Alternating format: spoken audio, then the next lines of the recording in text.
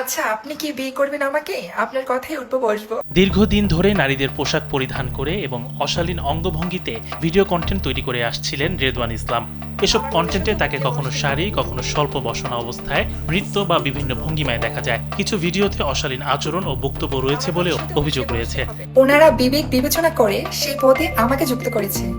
সম্প্রতি ব্রাহ্মণবাড়িয়ার কসবা উপজেলায় কলেজ শাখা ছাত্রদলের কমিটিতে সাংস্কৃতিক বিষয়ক সম্পাদক হিসেবে রাখা হয় রেদওয়ান ইসলামকে।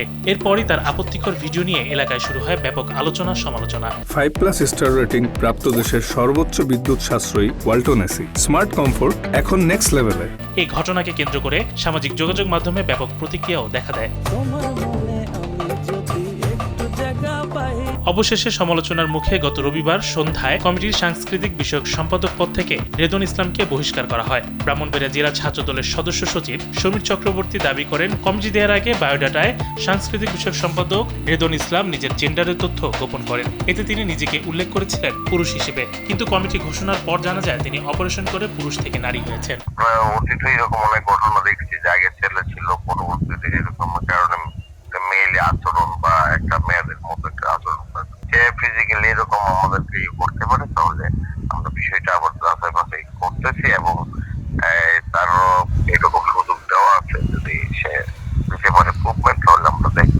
তবে ওই দিন রাতে নামে একটি ফেসবুক আইডি থেকে দেওয়া এক পোস্টে রেদওয়ান ইসলাম নিজের অবস্থান পরিষ্কার করেন। তিনি বলেন, তিনি ট্রান্সজেন্ডার নন, বরং একজন সম্পূর্ণ ছেলে এবং একজন সংস্কৃতি কর্মী। তাকে ঘিরে ছড়ানো ট্রান্সজেন্ডার সংক্রান্ত তথ্য সম্পূর্ণ গুজব। আসসালামু আলাইকুম, আমি রেদওয়ান ইসলাম। আজকে আমি আমার জেন্ডার আইডেন্টি তথ্যটি প্রকাশ করতে চাই।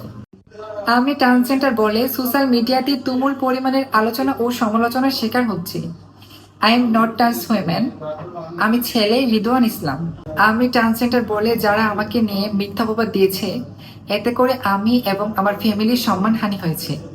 আমি এর তীব্র নিন্দা ও প্রতিবাদ জানাই। আপনাদের কাছে আমার লাস্ট অনুরোধ থাকবে, আমাকে নিয়ে আর কোনো মিথ্যা গুজব ছড়াবেন না। এদিকে বিষয়টি এলাকায় জানাজানি হওয়ার পর থেকে রেদওয়ান গা ঢাকা দিয়েছে বলে জানা গেছে। ইমাম শরীফ, কালবেলা।